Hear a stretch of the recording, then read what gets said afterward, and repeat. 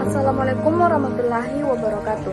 Perkenalkan, nama saya Walfadila dengan NIM 210404 50206 dari jurusan Psikologi Pendidikan dan Bimbingan Fakultas Ilmu Pendidikan Universitas Negeri Makassar. Pada tahap kesempatan kali ini, saya akan membahas tentang tahap kegiatan dari bimbingan konsep kelompok. Simak baik-baik ya penjelasannya.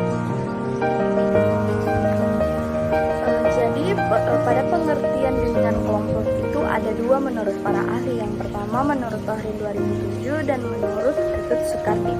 Jadi menurut Tohring 2007 menyebutkan bahwa definisi bimbingan kelompok adalah suatu cara memberikan bantuan kepada individu atau siswa melalui kegiatan kelompok.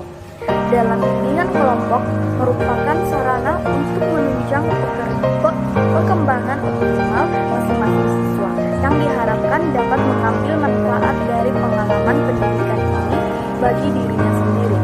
Nah, jadi sementara itu, Dewa Ketut Soekardi di tahun 2008 menyatakan hal yang sama mengenai pengertian bimbingan kelompok, yaitu layanan yang memungkinkan sejumlah peserta didik bersama-sama memperoleh berbagai bahan dari narasumber tertentu atau terutama dari bimbingan atau konselor yang berguna untuk menunjang kehidupannya sehari-hari individu maupun pelajar, anggota keluarga dan masyarakat, serta untuk pertimbangan dalam pengambilan keputusan. Nah, jadi berdasarkan penerapan tersebut, saya dapat menyimpulkan bahwa bimbingan kelompok adalah salah satu teknik dalam bimbingan kelompok untuk memberikan bantuan kepada peserta didik atau siswa yang dilakukan oleh seorang pembimbing atau konselor melalui kegiatan kelompok yang dapat berguna untuk mencegah berkembangnya masalah-masalah yang dihadapi anak. Selanjutnya yaitu tujuan bimbingan kelompok. Jadi tujuan layanan bimbingan kelompok menurut Winkel dan Mastuti adalah penunjang perkembangan pribadi dan perkembangan sosial masing-masing anggota serta meningkatkan mutu kerjasama dalam guna aneka tujuan yang bermakna bagi para partisipan. Nah, sementara itu tujuan layanan bimbingan kelompok menurut Tohring dikelompokkan menjadi dua tujuan. Yang pertama yaitu tujuan umum dan yang kedua yaitu tujuan khusus.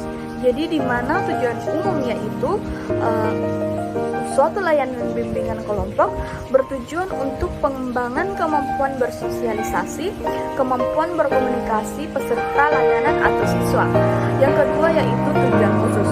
Jadi secara lebih khusus, layanan bimbingan kelompok bertujuan untuk mendorong pengembangan perasaan, pikiran, persepsi, wawasan, dan sikap yang menunjang perwujudan tingkah laku yang lebih efektif, yaitu peningkatan kemampuan berkomunikasi baik verbal maupun non-verbal para siswa.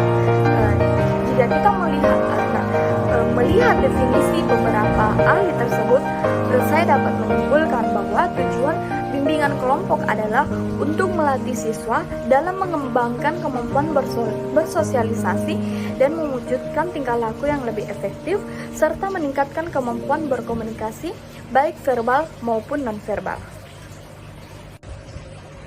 Nah, jadi selanjutnya yaitu ada tahap-tahap pelaksanaan dalam bimbingan kelompok.